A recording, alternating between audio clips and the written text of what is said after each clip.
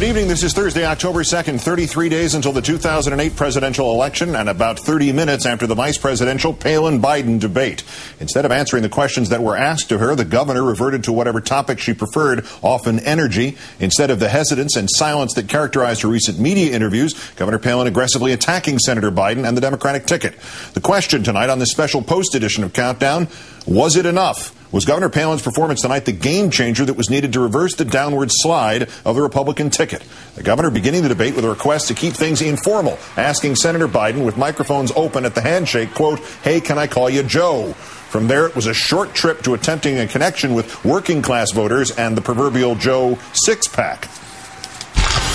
One thing that Americans do at this time also, though, is let's commit ourselves, just everyday American people, Joe Six-Pack, hockey moms across the nation. I think we need to band together and say, never again. Never will we be exploited and taken advantage of again by those who are managing our money and loaning us these dollars.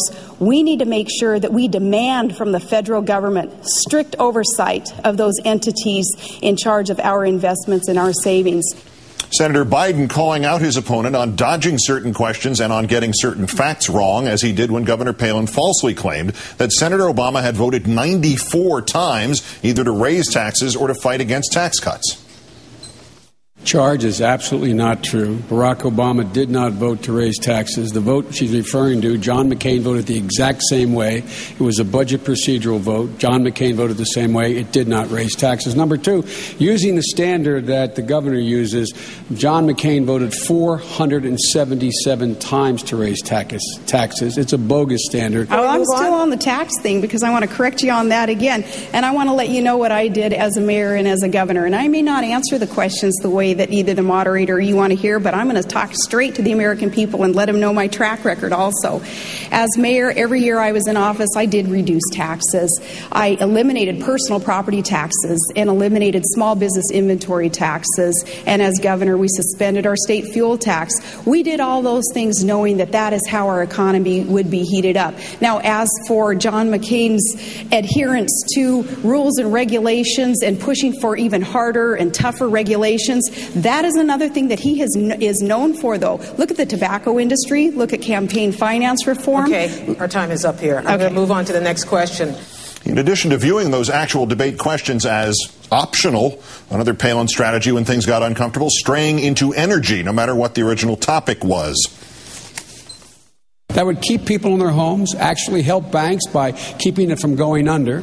But John McCain, as I understand it, I'm not sure of this, but I believe John McCain and the governor don't support that. There are ways to help people now, and the ways that we're offering are not being supported by the Bush administration, nor do I believe by John McCain and Governor Palin. Governor Palin, is that so?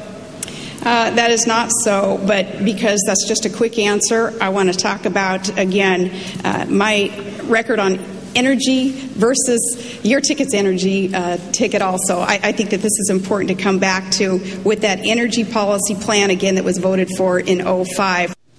The debate shifting from economic issues and energy to foreign policy. Governor Palin with a son already in Iraq or due to be there shortly with the Alaska National Guard. Senator Biden with a son, the Attorney General of Delaware, heading to Iraq tomorrow with his National Guard unit. The Democrat calling McCain the odd man out for his refusal to accept a timetable for the withdrawal of U.S. troops from Iraq. The Republican calling that tantamount to a white flag of surrender.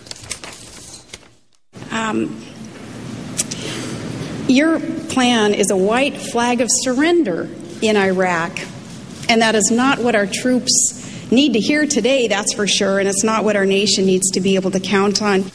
Senator Biden, meanwhile, wondering how a McCain-Palin administration would differ on foreign policy from the Bush administration, the one the country has right now.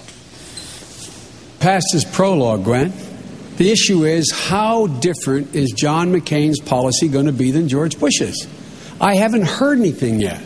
I haven't heard how his policy is going to be different on Iran than George Bush's. I haven't heard how his policy is going to be different with Israel than George Bush's. I haven't heard how his policy in Afghanistan is going to be different than George Bush's. I haven't heard how his policy in Pakistan is going to be different than George Bush's. It may be.